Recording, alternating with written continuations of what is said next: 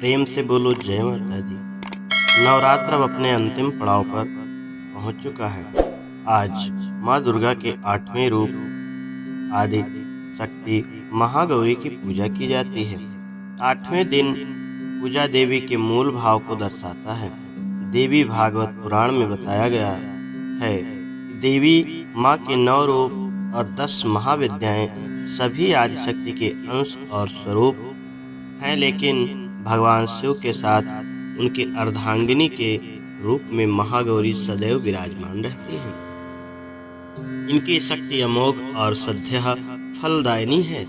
महागौरी की पूजा मात्र से भक्तों के सभी पाप धुल जाते हैं और वह व्यक्ति अक्षय पुण्य का अधिकारी हो जाता है।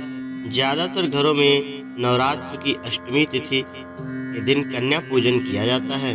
वहीं कुछ लोग नवमी तिथि के दिन कन्या पूजन करते हैं। शिव पुराण कथा के अनुसार महागौरी को 8 साल की उम्र में ही अपने पूर्वजन्म की घटनाओं का आभास होने लग गया था। उन्होंने इसी उम्र से ही भगवान शिव को अपना पति मान लिया था और शिव को पति रूप में पाने के लिए तपस्या भी शुरू कर दी थी। इसलिए अष्टमी तिथि को महागौरी के पूजन का विधान है। इस दिन दुर्गा सप्तशती के मध्यम चरित्र का पाठ करना विशेष फलदायी होता है। जो लोग 9 दिन का व्रत नहीं रख पाते हैं वह पहले और 8वें दिन का व्रत करें, पूरे 9 दिन का फल प्राप्त कर सकते हैं। देवी भागवत पुराण के अनुसार देवी पार्वती अपनी तपस्या के दौरान केवल कंदमूल, फल और पत्ते का आहार करती थीं।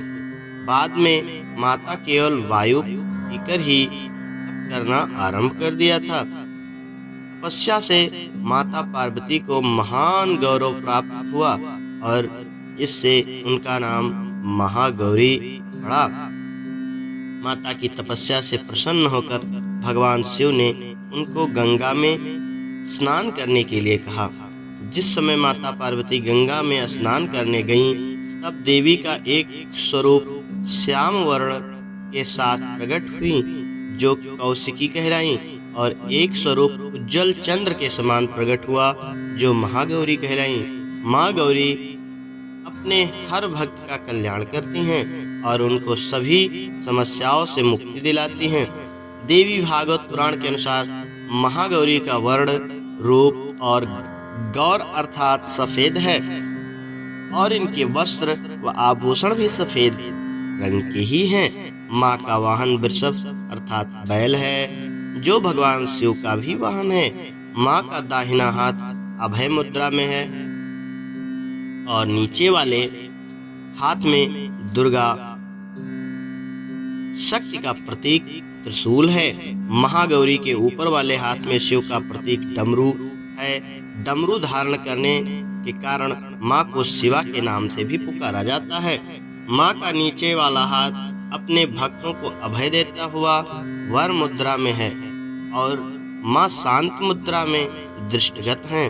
देवी के इस रूप की प्रार्थना करते हुए और ऋषिगण कहते हैं, सर्व मांगल्य मांगल्ये शिवे सर्वार्थ साधिके शरण्ये त्र्यंबके गौरी नारायणी नमोस्तुते।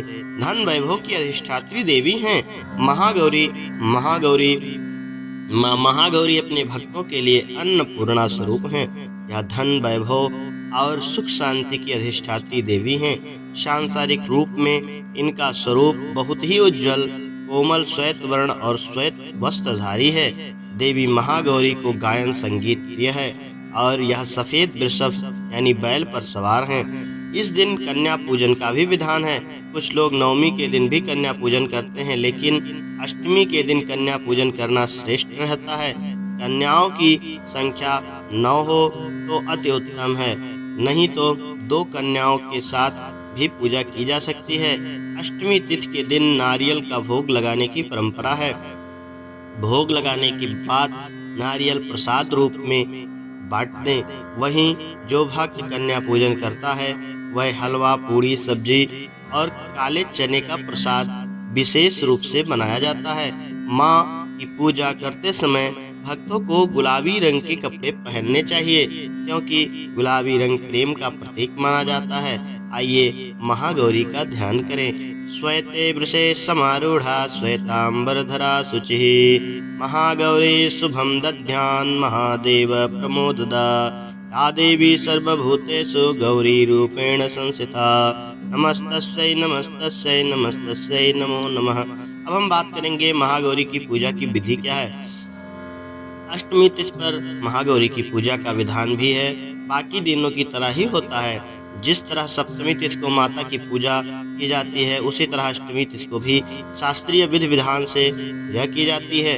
इस दिन माता के कल्याणकारी मंत्र ओम देवी महागौरी नमः का जाप करना चाहिए और माँ को लाल चुनरी चढ़ानी चाहिए। सबसे पहले लकड़ी की चौकी पर लाल कपड़ा बिछाकर महागौरी की मूर्ति या तस्वीर स्थापित करके महागौरी यंत्र स्थापना करना चाहिए। महागौरी की कांति भक्तों को सौंदर्य प्रदान करने वाली मानी जाती है।